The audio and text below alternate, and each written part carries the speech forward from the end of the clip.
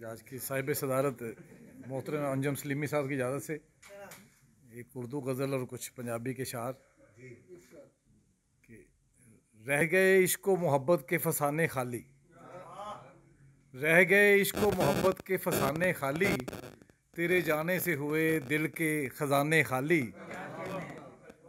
और तुम अब रह गए दिल के ख़जाने खाली, तुम चले आओ तो आबाद भी हो सकते हैं, तुम चले आओ तो आबाद भी हो सकते हैं। एक मुद्दत से पड़े हैं जो ज़माने खाली। और वो जो तहज़ीब हुआ करती थी बच्चों में कभी, वो जो तहज़ीब हुआ करती थी बच्चों में कभी, घर तो घर आज हुए उससे घराने खाली।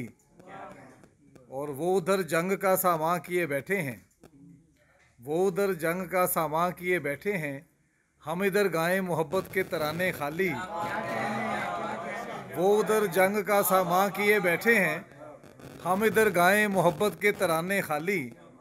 और बज़्म यारां से ये एक भेद खुला है आज़म, बज़्म यारां से ये एक भेद खुला है आज़म, कैसे जाते थे भला मेरे निशाने खाली। बहुत शुक्रिया जी। एक पंजाबी गज़ल के कुछ अशआर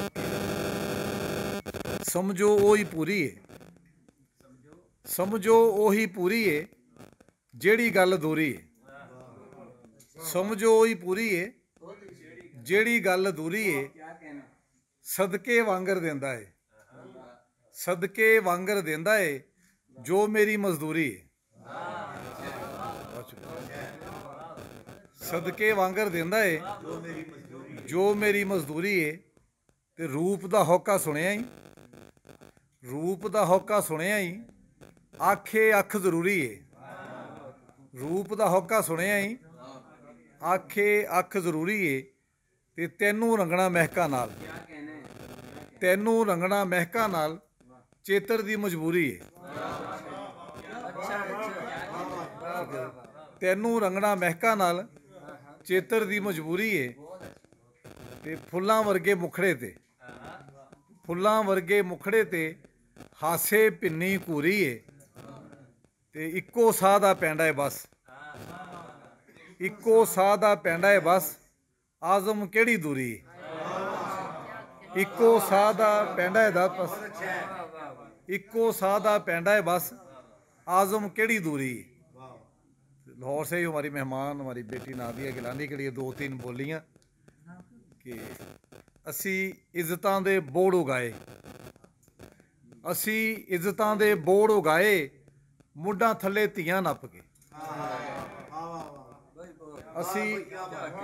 असी इज्जतां दे बोड़ उगाए, मुड्ढां थल्ले धीआं नप के।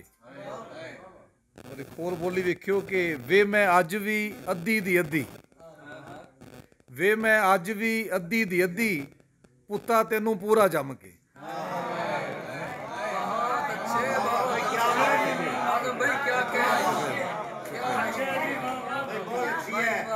शुक्रिया सर। वे मैं अज भी अद्धी दी अद्धी, पुत्ता तेनू पूरा जम के। ते वीर बचिया है बाबला निशानी, वीर बचिया है बाबला निशानी, हिस्से आउंदी भोए छड्ड के। वीर बचिया है बाबला निशानी, हिस्से आउंदी भोए छड्ड के। ते वे मैं अखां विच रात गुजारा, वे मैं अखां विच रात गुजारा, ते तारे मैनू नित गिणदे। वे मैं अखां विच रात गुजारा, ते तारे मैनू नित गिणदे। और एक आखिरी बोली कि उन्हें मेरे वल मुख परताया, उन्हें मेरे वल मुख परताया, मैं वेख लिया दिन चढ़दा। बहुत शुक्रिया, बड़ी मेहरबानी, बहुत शुक्रिया, बहुत शुक्रिया। उन्हें मेरे वल मुख परताया, मैं वेख लिया दिन चढ़दा। बहुत शुक्रिया सर, सर एड्डी अच्छी